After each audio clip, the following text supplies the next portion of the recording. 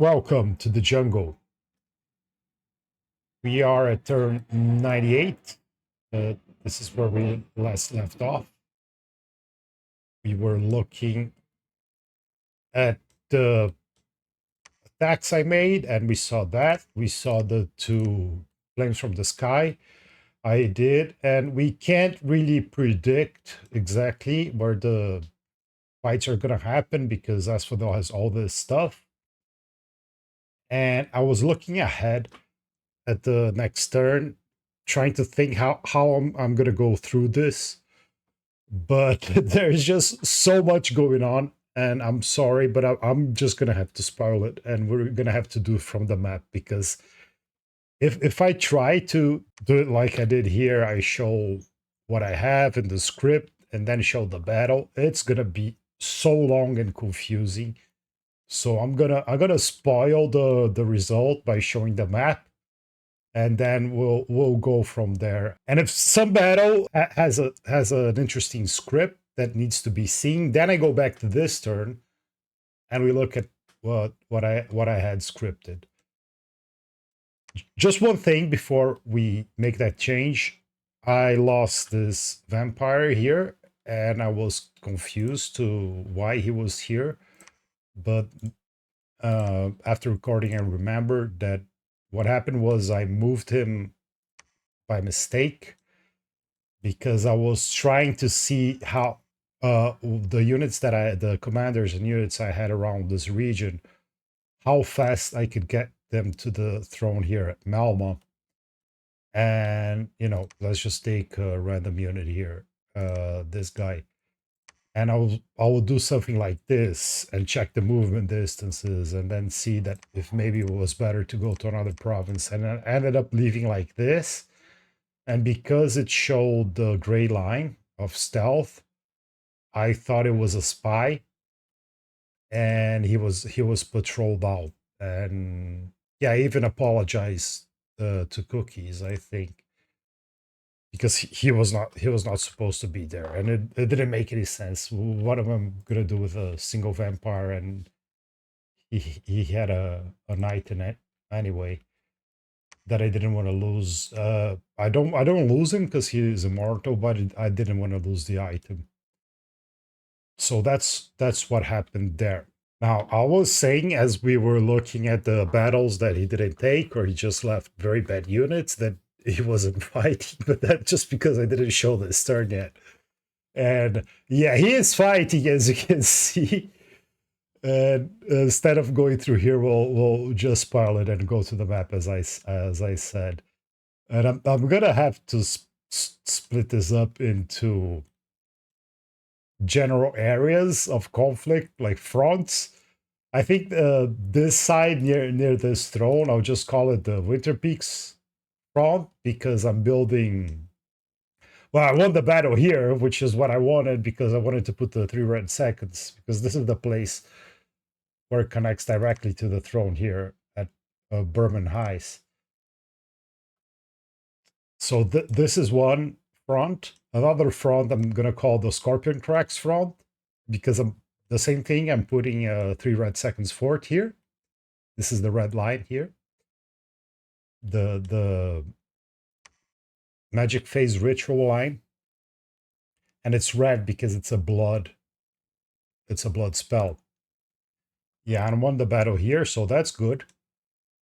And then there's the whole, I'll call the Titan's Breath Peaks or front, where I'm trying to at the same time protect the fort here, which is very hard because it's isolated. And I'm trying to threaten the throne here at Malma. Well, I cracked the forts right away with his army, right? Because it has 2,000 siege strength. And I need to stop him from throne rushing, quote unquote. And then there's other fronts. There's this underground front here. There's this hole here that goes to where Agartha was. That was the first nation that Asphodel killed. There's the front here near this throne. There's the front here near this throne. I'll just call this, I guess, the Nabat throne and the Shinoyama throne, even though Shinoyama has other thrones. Just because I'm hoping that they will protect it, because I cannot at the same time protect myself, make advances, and protect these thrones that are closer to them. Even though technically those are still machakas. And I cleared everything that was machakas in my lands. I think they might have yeah, they still have dominion here, but they have no temples anymore. They don't have the pretender. So all the dominions coming from these thrones. There's the front here near these line of forts. This was the border with Kalom. Now it's Asphodel. So that's another front. I think that will be less confusing than talking about each specific province. So let's start here at the cap. Let's see what happened here. Got attacked by special monsters. So he did, I forgot the name of the spell that gives his long that horseman. They don't have the Asphodel tag. And you can see this is a general theme, and this shows why it was a mistake to put PD. Because the PD is not going to do anything. Well, in this case, I think it was pretty close. Let's see.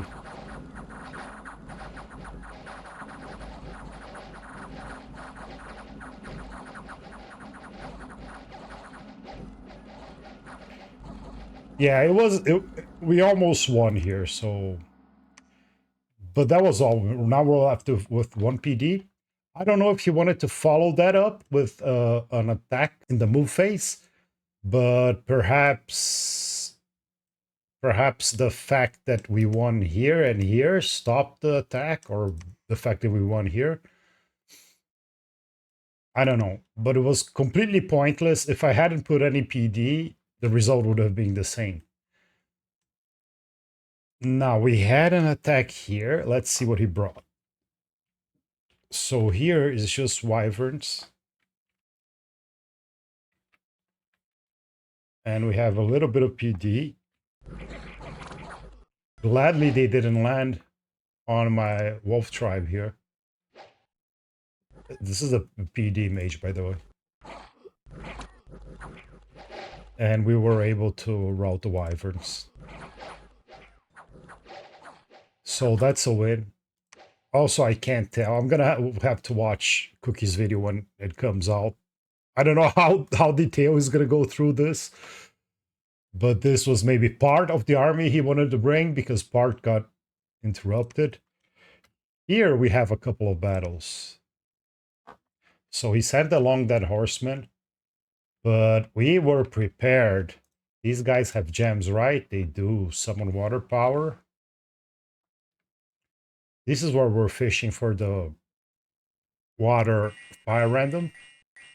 Yeah, and they can each get a big water elemental that regenerates underwater and still left with 80 fatigue.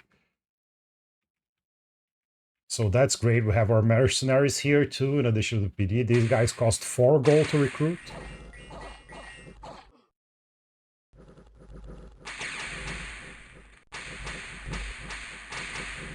Water strike. Water strike spam. And it doesn't matter.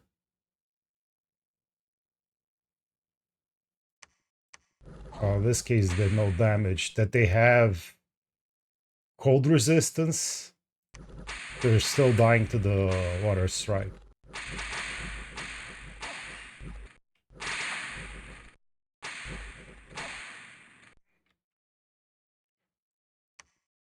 So there was no problem there.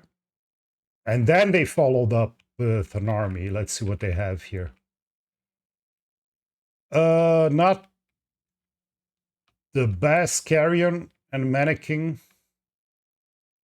but I think he imagined it would have been easy to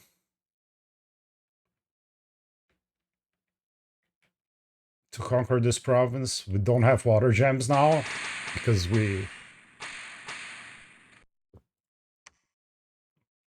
wasted them, and well, we didn't waste them, we used them in the magic phase attack. But if the long dead horseman... Oh, it was close. We almost lost a mage, but no. So there you go. Lake defended. Now here, what did he bring? Another one of those magic face attacks. He's using a lot of death gems to do this. Yeah, the PD won't stand a chance here. And he followed up with an actual army. So manikins, carrion horses, and wyverns. Okay, 109.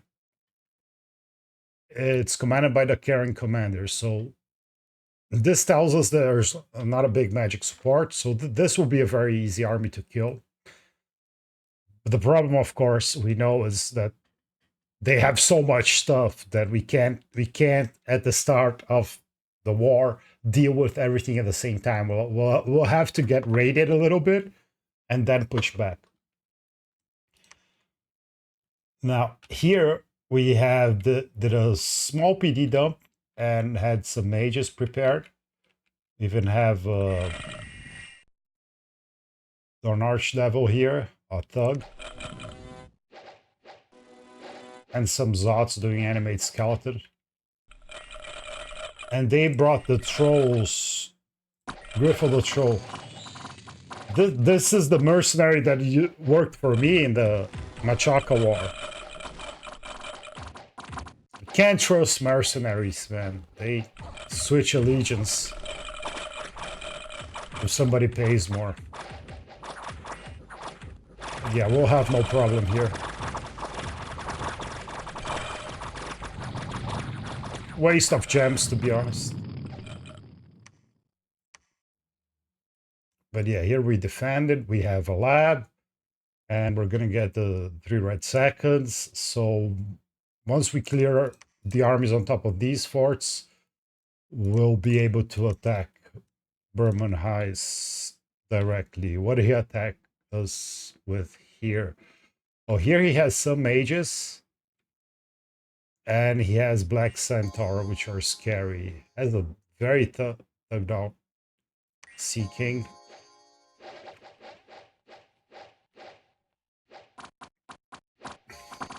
Yeah, these horses are quite fast. They're dangerous. Like, they have low attack. They don't do a lot of damage. But if they paralyze you, they're gonna hit.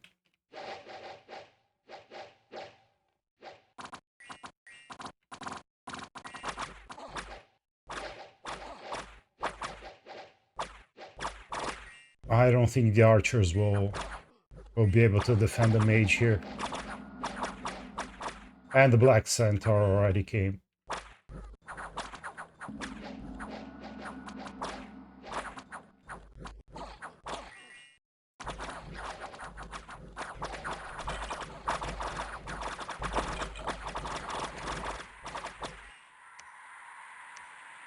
Didn't even matter that they didn't get the mage. Here's another mercenary that used to work for us. Changed allegiance. They had just a little bit of PD. Of course, the Sylph's gonna clear that very quickly. I'm not gonna tally what they're losing. It's not much. When I'm with a battle, of course, they lose all the carrion and the mannequin, but when they win against PD, they're not losing much. Here we have more Black Centaur. So here near my cap, well, it's also near his cap and near where he was fighting Caleb. So it makes sense that he will have better units. These horse archers will stand no chance, of course. The bad units just star pit them, and then the Black Centaur come in and kill. Here at Oak Breach, Now this is a problem. Fast horses, these are bears, right? Carrion bear, yeah. They're much stronger, a lot of HP, size 6. And the behemoths in particular, almost 100 HP, and it doesn't matter that they have low attack, they trample and have fear. And he also has some carrion furies. Now, this is a much scarier army. And it's not the only one he has like this. So here we'll have to send something more significant. It's not just regular manikins and carrion. Oh, that was the Winter Peaks front. Now for the Scorpion Cracks front. We won the battle here. We already saw it. Yeah, he only had this very bad carrion bars. A little bit of PD. Waste of gems. But there was an interesting battle here at Tiash. And we have Staff of the Storms, apparently. I tried to check the script because I wanted to see what I was doing, but I couldn't find the script, so I think I changed this last minute. I'm glad I did because he really did attack me here. And this is a fort that I didn't want to have under siege. The other forts don't matter much for the income because I have so much income, but this one I thought it would be bad.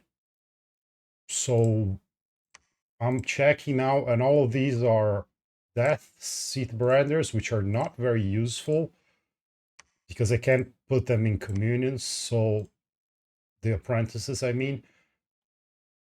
So I think they're just here like the Zots to spam animate skeleton, but I do have a small communion. Let's do it like this.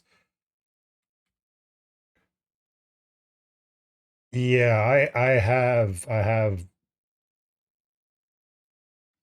a little bit of stuff. So some nature. And this is all you buffing my PD. Serpent's Blasting, Army Regeneration. Yeah, this was to make sure I win this battle. And some elementals.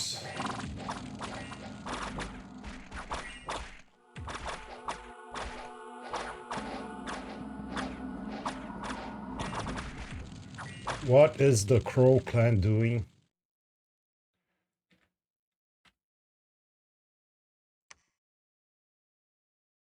Featherweight army.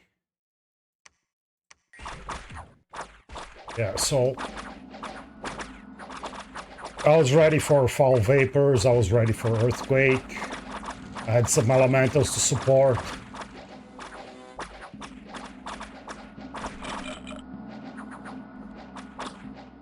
The PD's holding the line, the elementals killed the first line of horses. These guys are fatigued out, unfortunately.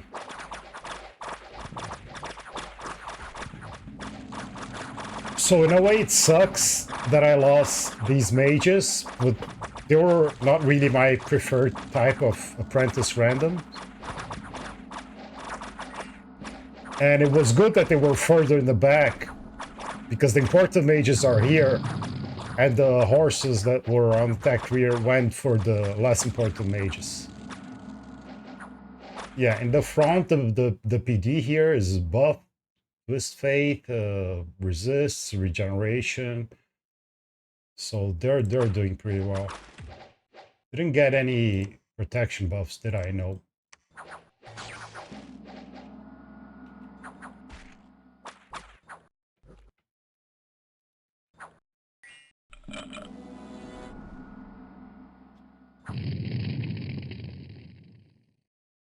Did I get an anti-magic on them? Apparently not.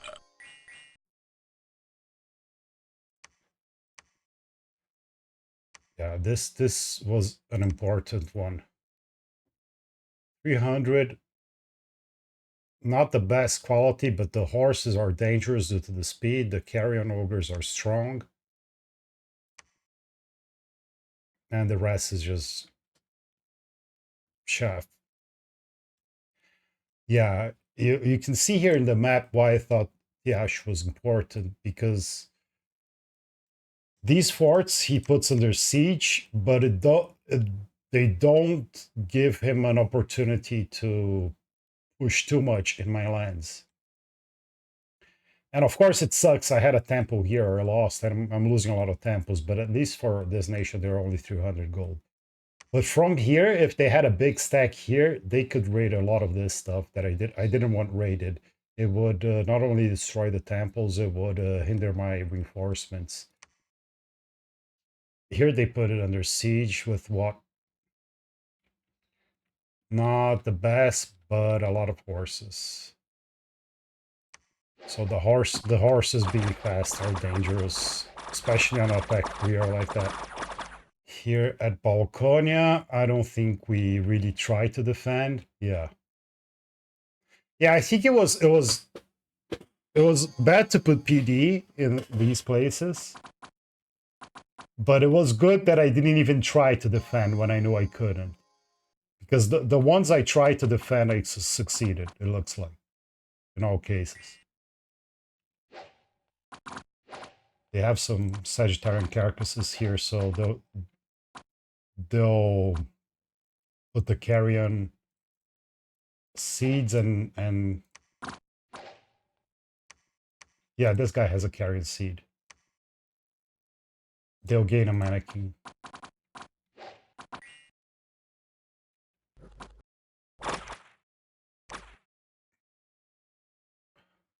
And here I had a trap, expecting that he was going to bring an army from the Agartha caves. Let's see what I had going on. I had the Pretender here with super combatant script, Astral Shield, Phoenix Fire, and Soul Vortex. This would kill the whole army on its own. And I had some other guys just helping with whatever. He would have won on his own, and even if he routes, he can't move, so he wouldn't leave the battle. But they didn't attack, so we didn't get to see that. Here in Indian range, what did he bring? A more dangerous army with some carrion fears. This is the unit I'm most concerned with. Berserk, magic club, high attack, high damage, has the blast. So this is going to be 3 attacks with unholy weapons, a 4th one. This is Dark Slumber 2. Just a nightmare. It's good against everything. Very hard to thug because they'll just fatigue out your thug. You won't be able to repel a lot. This is length 2. They also have a gore attack from the head. They will have 99 morale, so wouldn't work anyway. They have decent magic resistance, so, and well, they're not blessed in this case, but once they're blessed, they have fire resistance too. Just an absolute nightmare to deal with. So this is another hard one. And that was the Scorpion Cracks front. Now here in the Titan's Breath Peak front, we passed each other because I think we were here and we moved the biggest army I have here, saw the battle, but then he attacked up here. It's just a lot of troops. It's garbage. And unfortunate that I even tried to put PD here. They barely kill anything.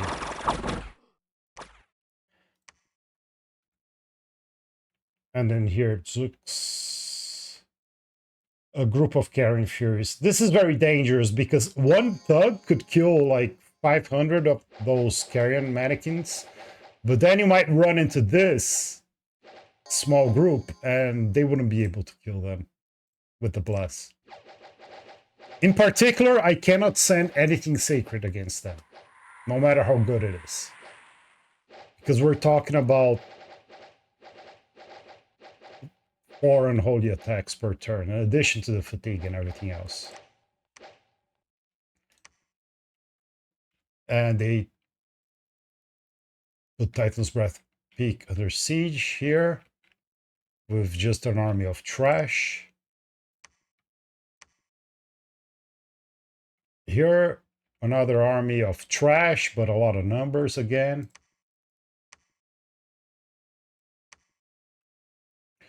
And I can't scout very much, but whenever he doesn't kill a scout because he doesn't have stuff patrolling, I can get an idea that he had everything moved to the front and he is pushing right away because he doesn't need to conquer me. He doesn't need any of my thrones. He just needs to conquer and claim Nabaz and Shinoyama's thrones. So he's throwing everything at me to slow me down. Even if he loses a lot, he has his window to win. Now, if I can't hold back all of this raiding, I can't kill all of this trash at the same time, but every time I do take a battle, I kill them all.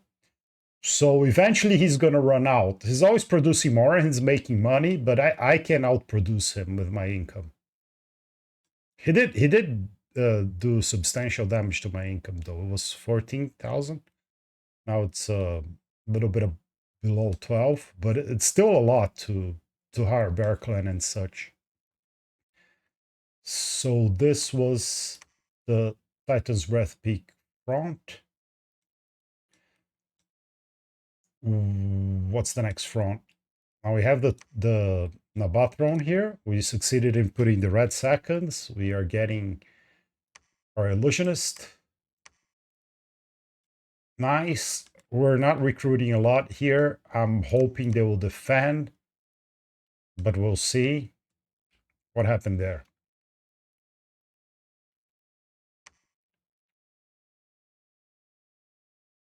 Oh, it's good that these Draconians defeated as for the army that came. But there's more coming.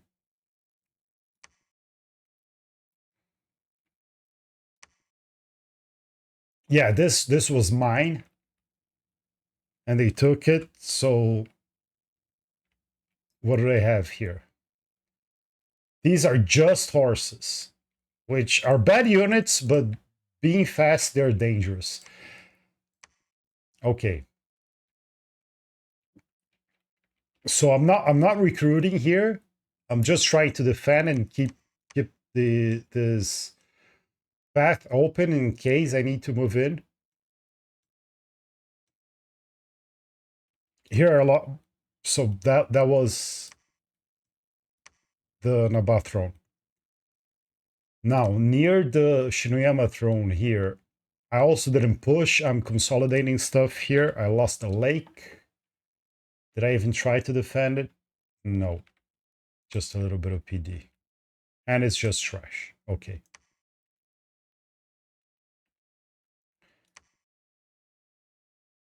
Here could be a dangerous army. No, not really. It's just trash. But there's so much trash everywhere. There's only 73, but it does have some Minotaurs and 3 carrion behemoths. Those are dangerous. So I'm also consolidating stuff here in the Calum front, where Calum used to be. And our thugs took this province that connects directly to this area here near the Scorpion Cracks front. And now I'm moving the army. This is where I have most of my Nid base. Now those were the fronts. Looking at the messages, One relevant thing is that the vampire is already back. So we only lost the item. That's good. And we're twice borning every single Crow Clan mage we get. We are casting the 3 red seconds we wanted. I'm getting Wraith Lords too with my Death Gems. I was thinking what the best use of them would be, and I could do Liches. I could spam those Long Dead Horsemen that like he's doing. But I'm thinking that on the short to medium term, I can push back everything with my armies and my mages. On the long term, to be successful, I need more immortals, more than my vampires. And Wraith Lords, they can tug, they can spam Horde of Skeletons. I think they'll be very good against Asphodel. Get a few more Fire Snakes just for bodies. Earth Attack. Let's take a look at this. Yeah, I don't know exactly why I'm casting Earth Attack here. Because I'm not storming.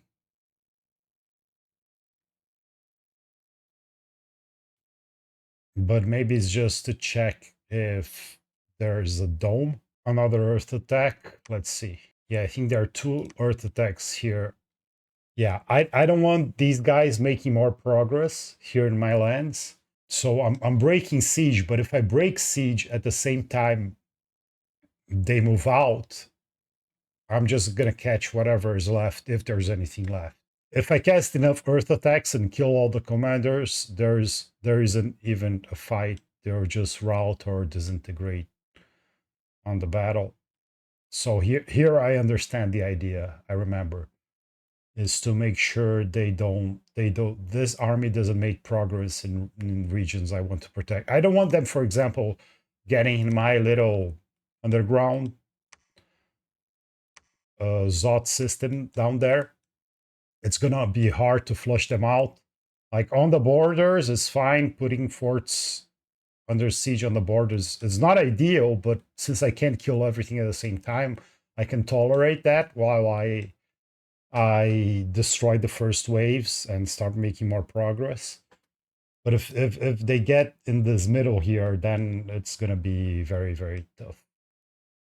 What else? F1, C, and we have another Flames from the Sky and a Dome of the Seven Seals. Yeah, so now he cannot throne rush me here. Not only we have a Citadel, we have the Dome, and we have the Dome here at Nidavangr. Dome of the Seven Seals has been dispelled. How did this happen? Oh, he cast Astral Disruption. Yeah, he cast Astral Disruption. I didn't realize because I didn't have any globals. I already had a dome, so I'm recasting it. And this was cast this turn, was it? Yes. So the rituals are in random order. And I'm lucky that I didn't lose this dome on the capital because it went after Astral Disruption.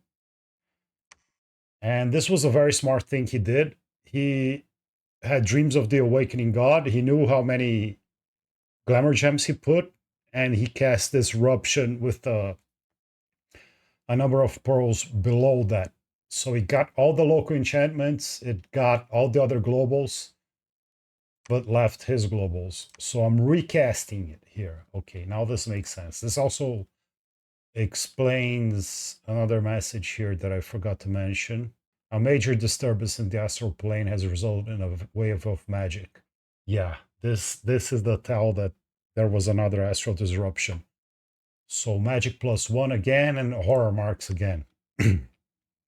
This sucks because a lot of his stuff is mindless.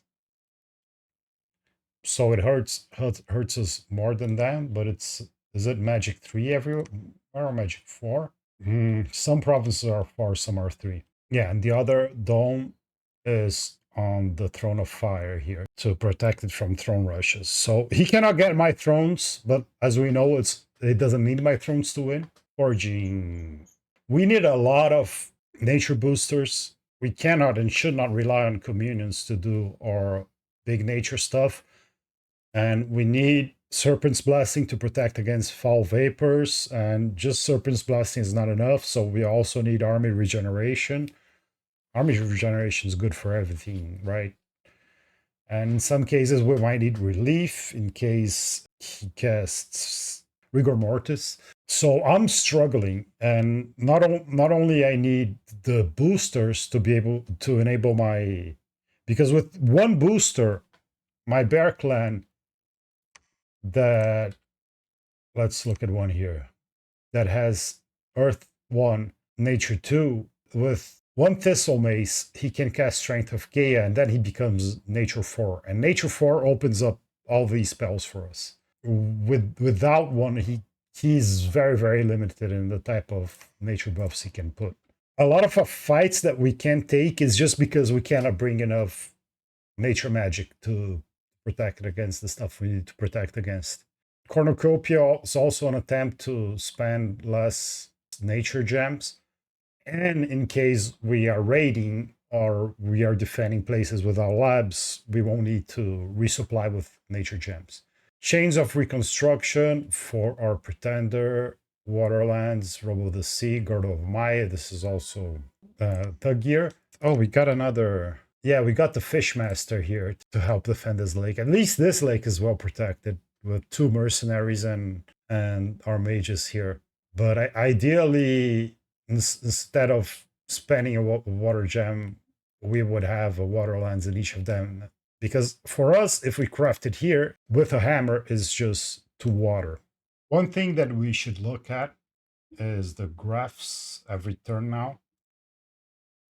because we want to see specifically here in the army size graph if we're actually doing the progress that we think. We have an idea that we're bringing down all the shaft they have, so we can start making progress. Right now we're basically defending, and the graphs do reflect that. Although the army size difference is still very big, even with our losses, we're still gaining army, and they're losing army very quickly. The other players, unfortunately, look like they're pretty much done in terms of army, at least. But if we continue this trend, we don't need to surpass them because we have more quality. So we just need to continue this trend, and we'll be able to stop the win. So let's look at what we can battles that we know will happen, and we can look at the script. First of all, we're casting things from the sky here. This is just because I want this in the Winter Peaks front here near my cap. I want the threats to these inner lands to be clear. I don't need to, for example, remove the army that's sieging this fort just yet. I'm not going to attack from here anyway. Although I need to remove a lot of the mages and put them here. Not the mages, the troops. So they can attack directly, because the troops cannot. They can now, but they can't in every season make this crossing. But it's not urgent. Not having this fort under siege, not having the lake taken, clearing out this area is very important for us. So let's take a look at this Flames from the Sky.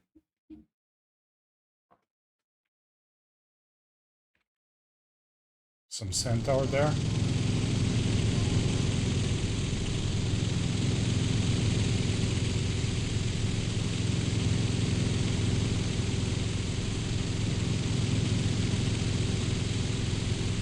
They get blessed. Oh, this guy's diseased. Doesn't look like we got very lucky there. We only got 13 wolves, 5 mannequin, none of the black centaur, and 74 of the mannequin. It's really not worth our 30 fire gems to do this. If he were doom stacking, it would be more worth, but I think it's better to fight. This is mostly garbage. It's better to kill the garbage with our armies, supported armies, as we've seen we can do. Okay, another battle that we know will happen. Our traitorous mercenary here is threatening our cap. So we don't want him to move. And the way we achieve this is we gladly we already had a lab here. So we take a pretender, our pretender, and teleport him there. We know there are sylphs there, so we want his shock resistance to be as high as possible. This gives 10 shock resistance. And we get resist lightning for a little bit more. So he should almost never take shock damage. Phoenix Spire, Astral Shield, Summon Earth Power just for the 4-ring Vig, Soul Vortex, and then he's gonna cast whatever he wants. Innate Spellcaster, as we said, makes it so he doesn't respect the rules of the spellcasting mod, and he gets a bunch of useless stuff. But if you get, I found that if you get the basic defensive script in the middle of casting a bunch of useless stuff, he ends up winning the battle with evocations and such. Let's see how it goes. There he is. Yep, 1 PD and the mercenaries. So he got some damage right away from the wyverns. There were some wyverns there too. But he has 25 points of resist. He'll be fine. Meat expired now, so he won't die. Only if he gets fatigued out. Astral Shield.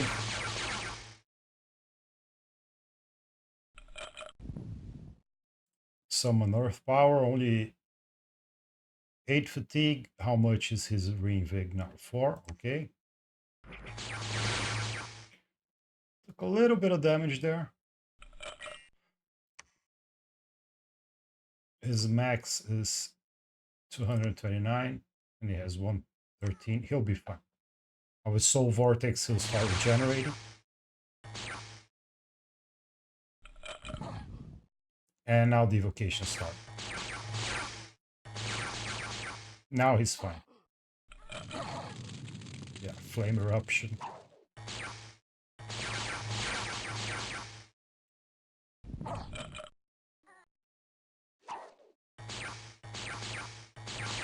Yeah, it's just round 8 here already. Cleared a good part of them. Falling Fire is good.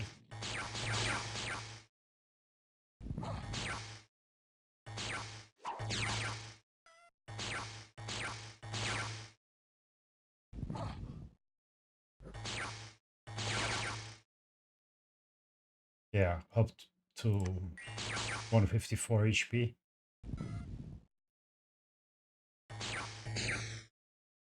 With all the shock resistance, 15. Very rare that you shock. How much shock resistance do they have? 15 too.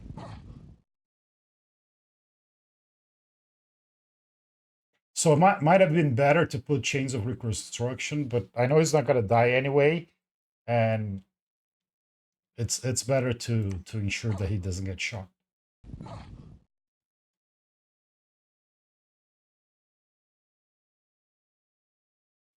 There it is. And another battle in the move phase, he moved in more wyverns. Well, if we had no trouble, we don't need gems for this, and we are not troubles against wyverns and sylphs. We are not gonna have trouble against these wyverns.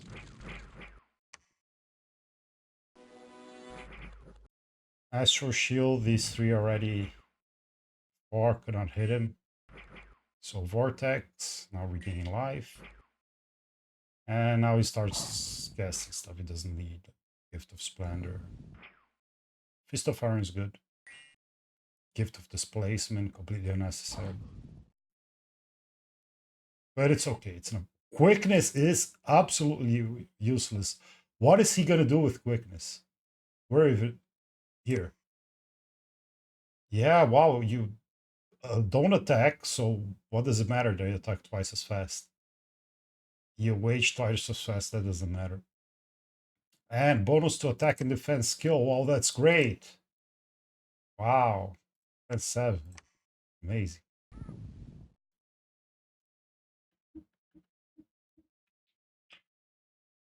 So here we killed 45 sylph, 5 wyverns, and on the move phase battle, 5 more wyverns.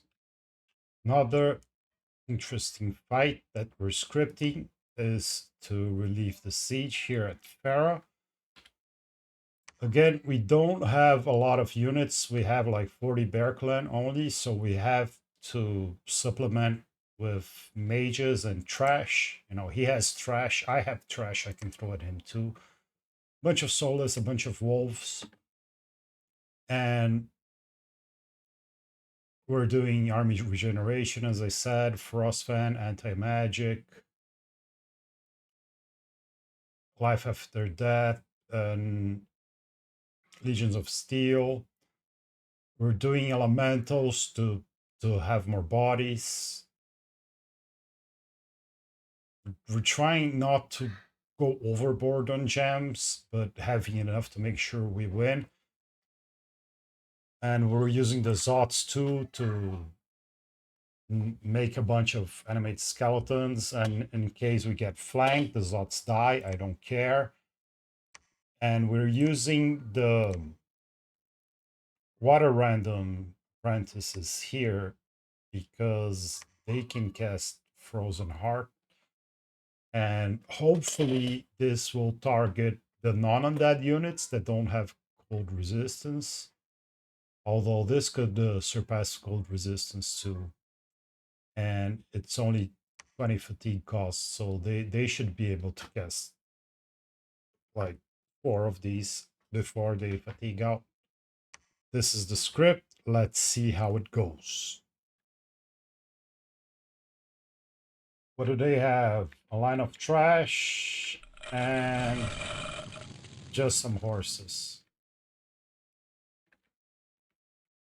So it's gonna trigger gems, unfortunately. A lot? No, not in this case. This case we're spending. In some cases we have gem generators.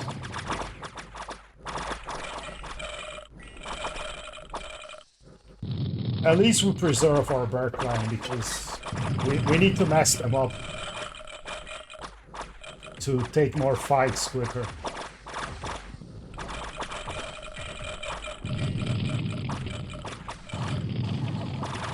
I would rather lose all this garbage than lose a few bear clan.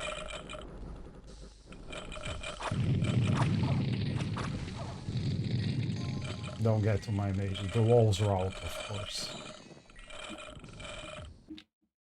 There it is. We just lost to Bear Clan, and unfortunately we didn't catch a big army here.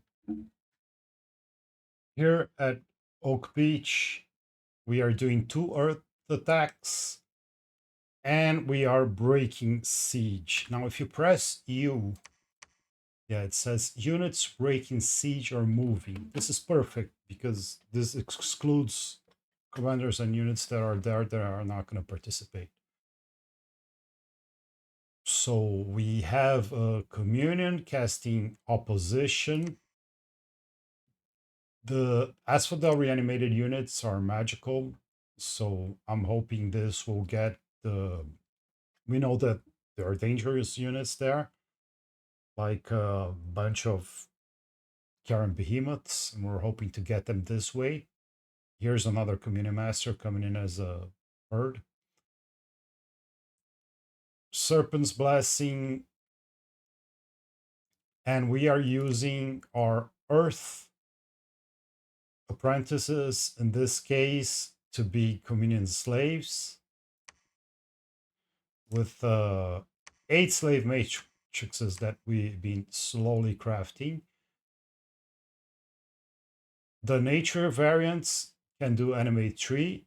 It's very powerful, especially in forests. So this is the slave. This guy outside the communion is gonna do some fire elementals and evocations. Army regeneration. We have some soulless and long dead spread out. The bear clan in the middle. This is to avoid being flanked. And we want the buff bear clan to the killing in addition to the magic. This guy is doing Fire Fan and Fire Elementals. So this is the Sabbath Master. And the Sabbath Master is gonna help tip the scales of troops in our favors by using Undead Mastery. Now this requires 7 death gems and level 7 death. He is level 6, so once he's boosted by the Sabbath, it's going to be very cheap for him. So hopefully it won't burn out the Sabbath or the Communion. Another Communion Master doing opposition. And this guy is going to plug into the Communion with the Metal Matrix. And he's going to cast Summon Earth Power, which will give Ring Vig to all the slaves. And he's going to do Legions of Steel and Living Earth to put more bodies there. Living Earth is not going to spend gems because it's going to come from Chests of the Mountain, hopefully. Although this is only temporary Earth Gems too. This give... No, this doesn't give Earth Gems. So yeah, this is probably going to be an normal Earth Elemental with this script. But yeah, this is calculated to not burn out the Sabbath or the Communion. Although the Sabbath, I think I can burn out because the slaves are vampires. So yeah, the Sabbath doesn't matter if it burns out. They'll die, and since they're immortal, they'll come back. But I don't want to lose the apprentices unnecessarily. And they will take a lot of fatigue from the astral spells, but from these earth spells not, because they have the same path. The astral variant of the apprentice is just spamming body ethereal. So this is the script. Let's see how this goes. Okay, first earth attack. Well, Cookies is doing a good job putting... See, he's taking very care with the scripting, the patrolling. Now he's putting bodyguards, even on his shitty carrying commanders that he's using numbers to organize, it seems. And tree is hiding here, part of the battle. Even though he regenerates, he has low defense, right? Yeah, his tannin is already harassed. The vines harass very quickly. So you look at this unit, see, wow, only 6 attack, don't ever hit, but they get harassed down very quickly. So they unfortunately are not going to win, and they're size 5, so I don't think they even get trampled. Unfortunate. This is the second earth attack. Let's see what we get now. Now it's Hierophant, and he also has bodyguards, but an assortment of them. Let's see what size the elemental is. Besides, he can in theory trample those bears, but only before he loses his first form. Yeah, against those units is not so bad. But see, he gets harassed down very quickly. I think this is due to the vines. See how dangerous Asphodel units are? They're a lot more dangerous than they look. I should have no problem running over those trees. And can he trample this guy? Size 5? Yeah, he can. I don't know why he's attacked. Oh, he lost the size. Okay. Crystal Fist attack 10, damage 18. Yeah, it's not bad. Defense 18. Yeah, he can hold his own, but he rolled. And now the battle. And we catch some dangerous stuff.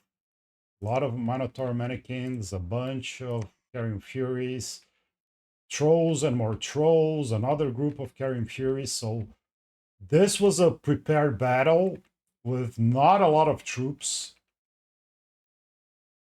Oh, I didn't see this. We had a group of Nid baits here.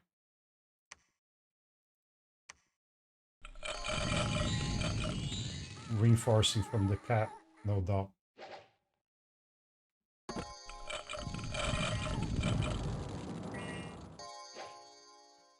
So the buffs are coming. Got Legions of Steel. So yeah, good protection. Will be better when they berserk.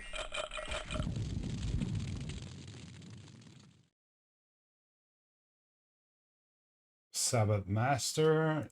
This didn't start to cast Undead Mastery yet.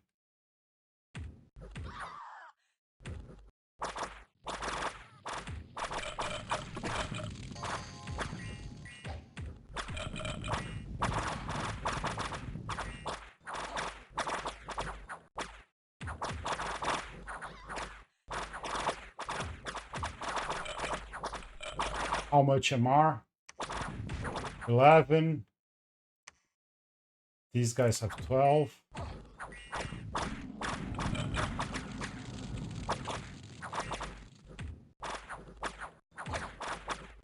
I'm waiting for the Undead Master. Opposition.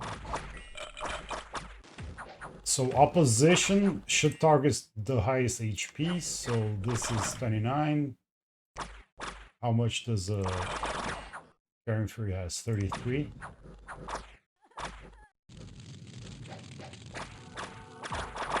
Okay. Did we get... Yeah, we got some units back here. That's good. That should distract. We got one Carrion Fury here. Looks like it's now ours. We got another one here.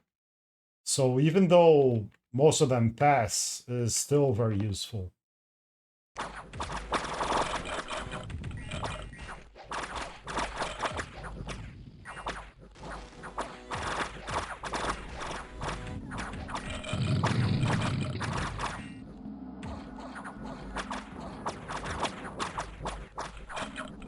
Enslave the troll here.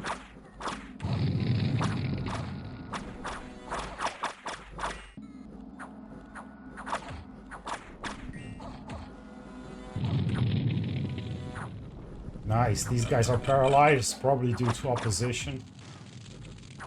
Yeah, this was very, very good. Nice. The war troll here, what is that effect? I don't know. That's just how he looks. Oh, we enslaved him. Okay.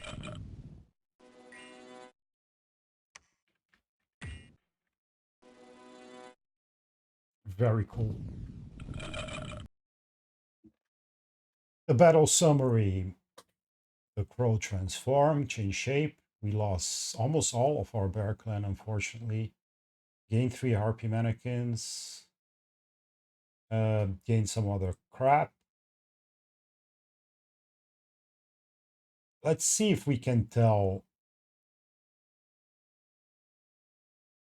Crow didn't kill anything. The Seath Branders with opposition killed 24. So I think that was very significant. Because this was probably the most dangerous units they attacked. Yeah. 21 Carrying Furies was dangerous.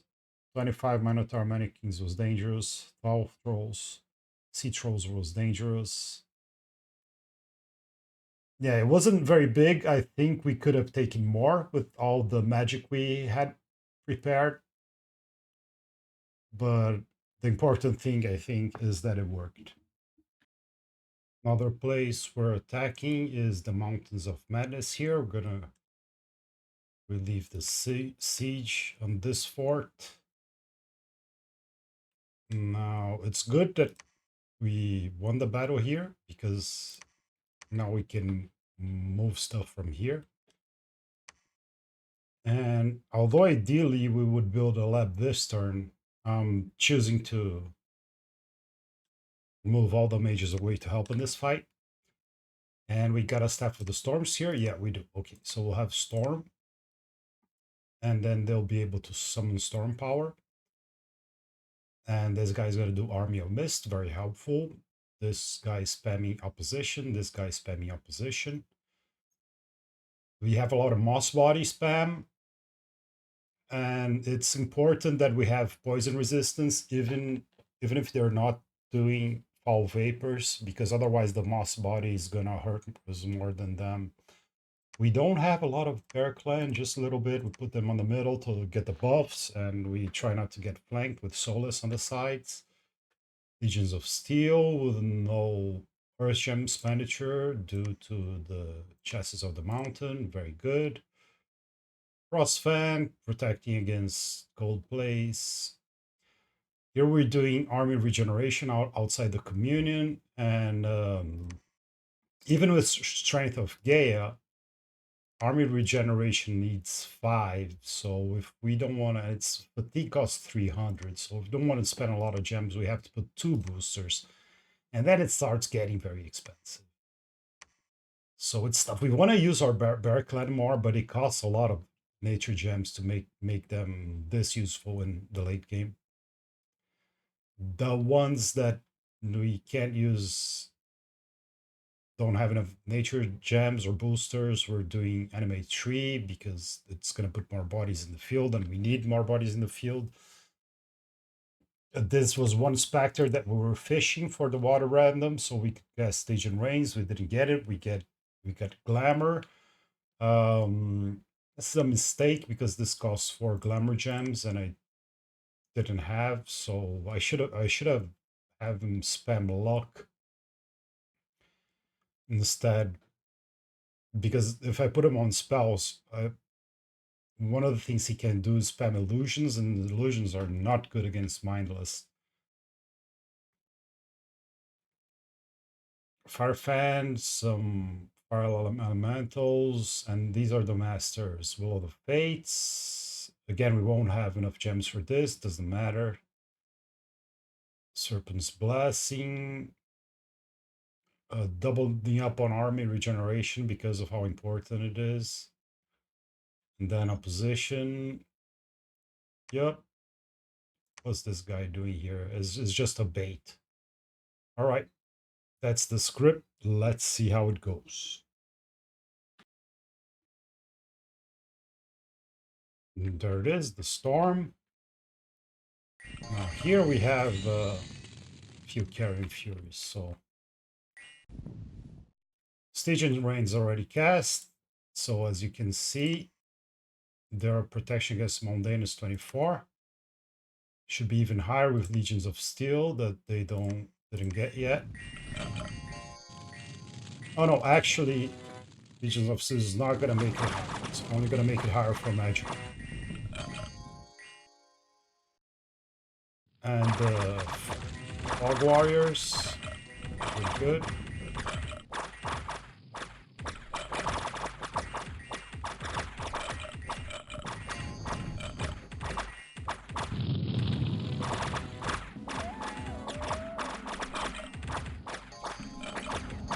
All right, so the flankers are not going to make it back there. Bear Clan are holding the line.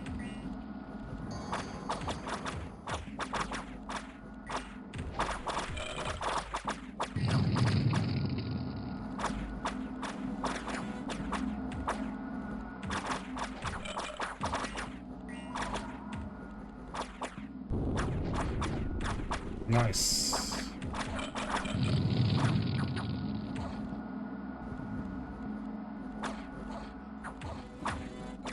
I'd rather not hurt my own units with evocations, but if I have to kill that stuff, that's what I'm gonna do. The mage here is surrounded by wolves. Shouldn't have cast Twilight, I just made her stronger. The battle summary. Our adept of the Iron Order killed a lot. The Bear Clan targeted the important units, so even though it's just 6 here, the Crow Clan, it's very relevant.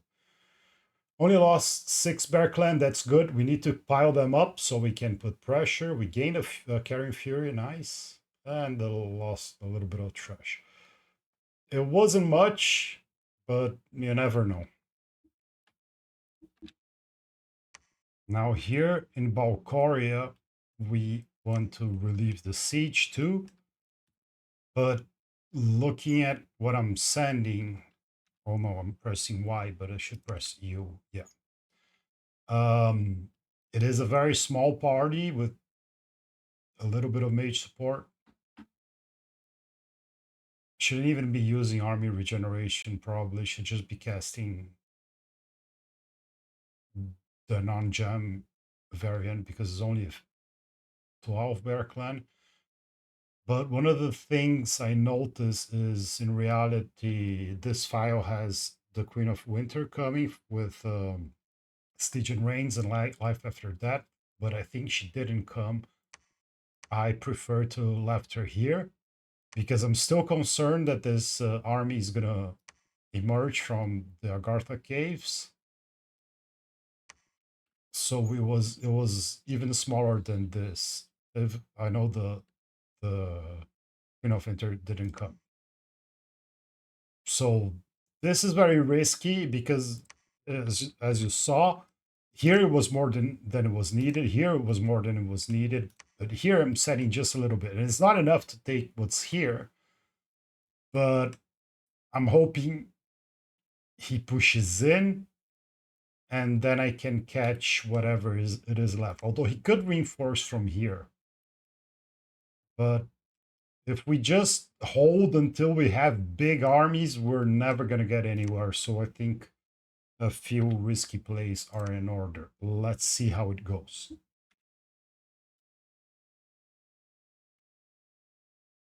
So, yeah, it's just 2 mages, 1 bear clan, 1 wolf clan, and just the 12 bear clan warriors here. He has horses and manikins. We cannot do formations, unfortunately. So they get surrounded.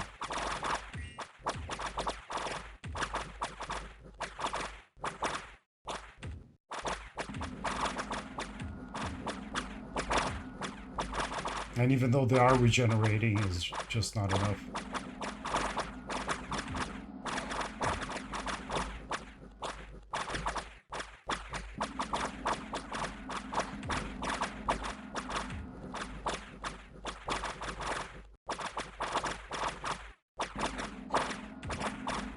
Yeah, the problem there was them getting surrounded. If I could do formations, maybe have scripted better.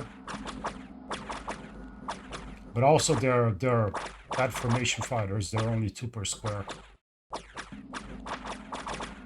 Didn't have enough mages, could have cast enlarged. But we won. He routed and now they start disintegrating.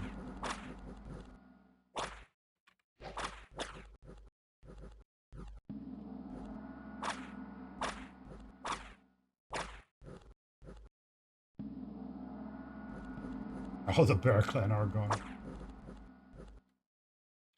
But in reality, in the real game, we were beaten and it was very close because as you saw, we won. More than half of their units were dead by the time they won here in this version. They only had 1 commander. I think one of the things that could have, other than just a different seed when they do a patch, but they did some adjustments between the time where I play this and when I'm recording. They made some adjustments to Asphodel. I don't know if that had relevance here, but one of the adjustments they made was with how much you regenerate. And Bear Clan, they were regenerating sometimes 1, sometimes 2. And I think that might have made a difference. I'm not sure, but this is bad, not because of the units we lost. It's not a lot. It doesn't really matter. Did the mages retreat? Yeah, the mages all retreat inside. Oh, except the Bear Clan, he died. But that's not a big problem. But the big problem is the opportunity of movement. because we need to move fast if we want to stop Asphodel from winning, and having a fort under siege in the border is not the worst thing, but it slows us down. Up here in the Titan's Breath Peaks front, we could storm this. It's breached. Of course, this is just one of those bramble forts. We could move the army back to protect from being raided. This is very close to the Throne of Fire too, so it's concerning that both these forts are under siege. But we decide to press forward because if we want to win, we probably have to deny them at least one throne. So even though we would be completely isolated here, surrounded by Asphodel, and there's like 10 candles here and everywhere around, and we're under Dreams of the Awakening God, we decide to push forward because this army is so powerful. It has that artifact. Oh my god, how can I even find it? I need to find the scout and then press Alt click. Scout, scout, scout, scout.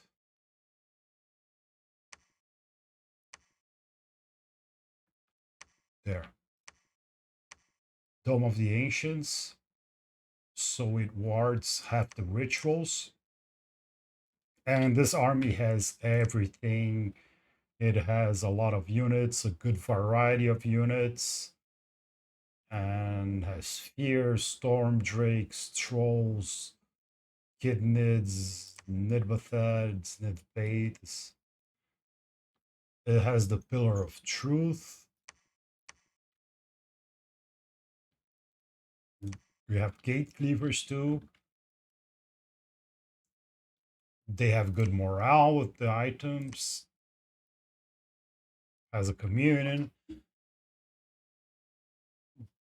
So I decide to push forward, hoping that I'll be able to even if I don't storm, at least I threaten this throne and make my job easier defending up to the point where I can push from everywhere. So let's see how this goes.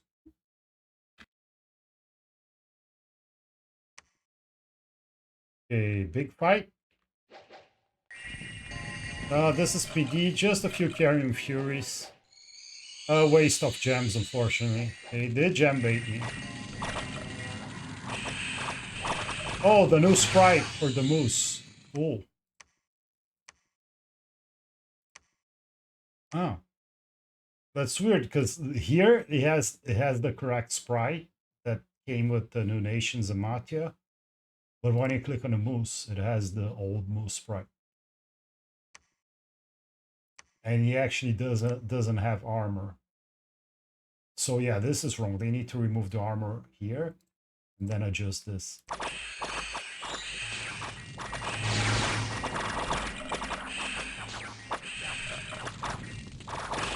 I don't... Are the Furies even gonna get here? Dream Isle Legion, so everybody's lucky. Yeah.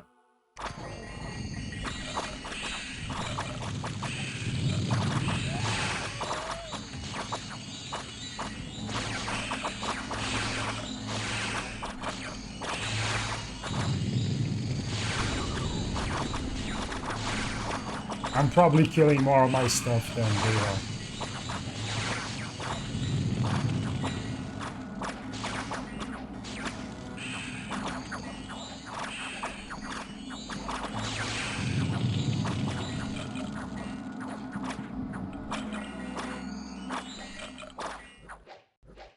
Now, I don't know exactly how this happened, because this is a ritual when you send an Ashen Angel to kill an enemy commander.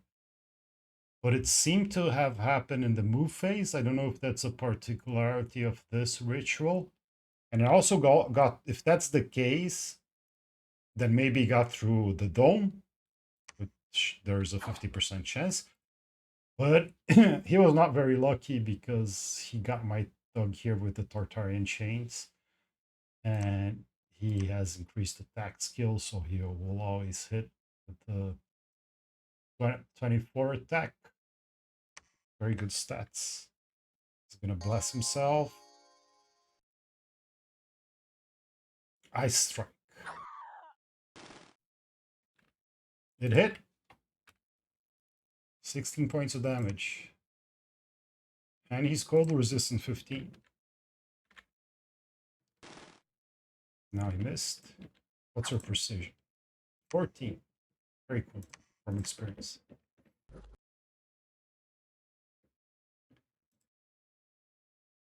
She's decaying and crippled. Poor peasant. Hit him? Yeah, he did get hit.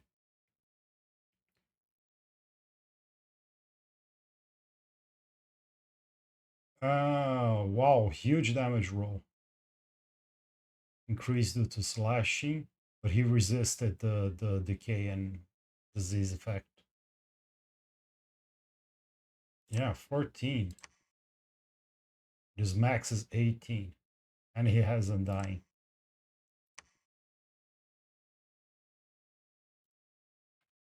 And how did he kill him? Tartarian chains for 15, and then Tartarian chains for 15. Very nice. Good job. And here in the battle summary, we killed 200 trash with 8 carrying furies. They did kill 7 units. I thought they wouldn't kill anything. Wolves killed 13. What do we lose? We lost 16 wolves, 12 solas, 4 storm drakes. Yeah, the storm drakes flew ahead. It's unfortunate.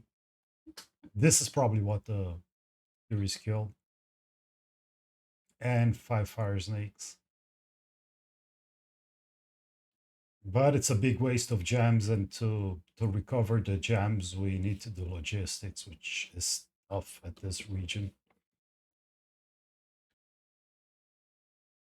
On the Calum front here, we are preparing to move armies here to the Shinoyama throne, and here just to raid and put pressure on the lands that were Calum's. It didn't spread his dominion here yet. Even though he's killing some of our temples with the raiding, we still have so many that almost 60 temples that we're pushing his dominion in some locations. So we're probably not going to get to this throne, but as he's putting pressure on us everywhere, we want to put pressure everywhere too. So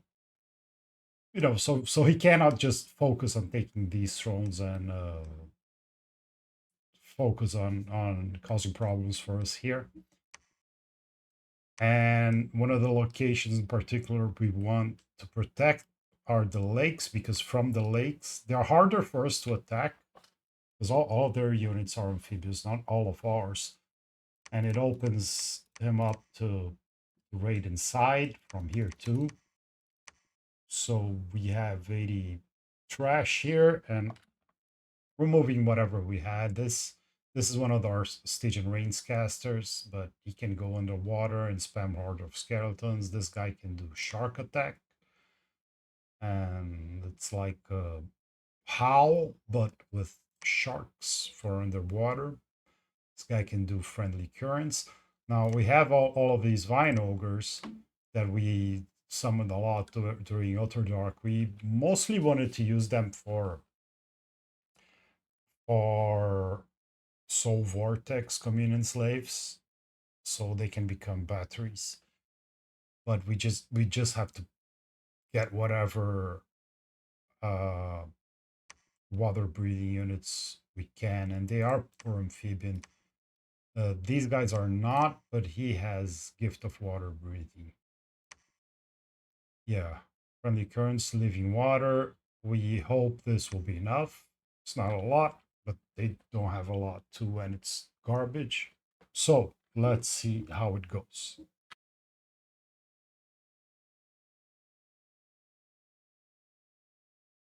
Now, I say it's garbage, but there are some bears and 3 behemoths and Minotaur manikins. Yeah, the Minotaur have more attacks. At the Gore, they have a lot of HP. So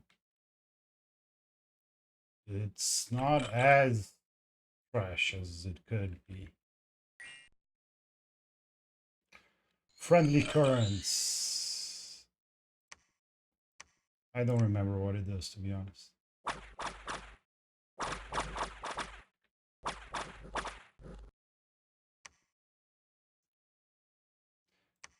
Maybe...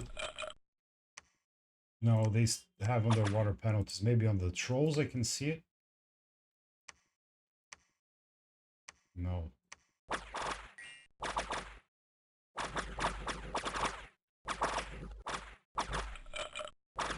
There are the sharks from Shark Attack.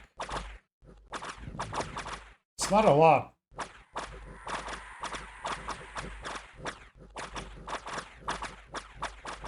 It's looking like I'll have just enough.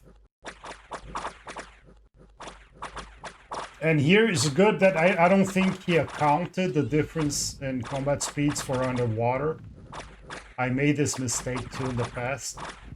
So it made it easier for us because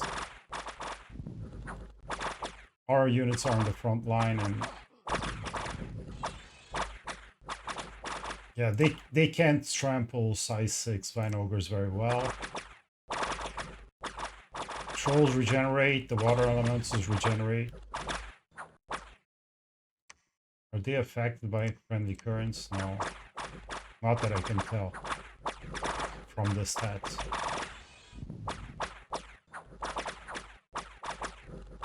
Liquefy is very good. Disintegrate. Another shark coming. And there are small ones too.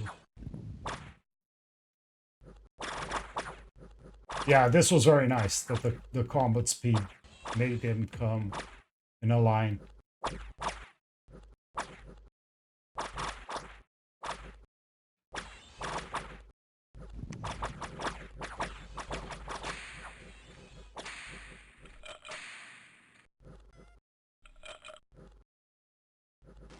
Cool. Most of our corpse constructs died. We lost one Vine Ogre. But yeah, all this 174 garbage with a few better units. Destroyed, Lake protected. I recorded the next turn too, but looking at the time, I think I'll stop here.